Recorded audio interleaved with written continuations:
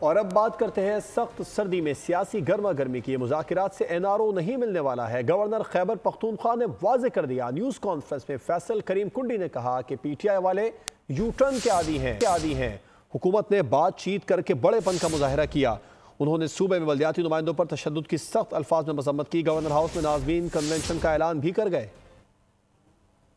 ہماری نمائندوں نے اپنے حق کے لیے جمہوری طریقے سے ایک احتجاج کر رہے تھے، جس پر لاٹھی چارج کیا گیا، جس پر آنسو گیس کے شیل ہوئے. یہاں پر ہمیں کہا جاتا ہے کہ اسلام آباد پر ہمارے اوپر لاٹھی چارج ہوا یا آنسو گیس کے شیل ہمارے اوپر لگے. تو یہاں پر تو انہوں نے کسی کی رہائی کے لیے تو نہیں، ناجائز مطالبات تو نہیں تھے. وہ صرف صوبائی حکومت کو یہ بتا رہے تھے کہ آپ نے جو کہا تھا کہ ہمارے بلدیاتی ادارے مضبوط ہوں گے، ان کو فنڈز دیا جائیں گے، ان کو جو ہے سہولیات دی جائیں گی، وہ آج تک نہیں دی گئی. ایک جمہوری حکومتوں میں ایک پرامن احتجاج ہر کسی کا جمہوری حق ہے. وہ ایک پرامن احتجاج کر رہے تھے اور جس کے اوپر لاٹھی چارج کیا، جس کی میں مذمت کرتا ہوں. اور میں نے انشاءاللہ تعالی اعلان کیا کہ بہت جلد میں ناظمین کا کنونشن گورنر ہاؤس میں کرانے کے لیے جا رہا ہوں.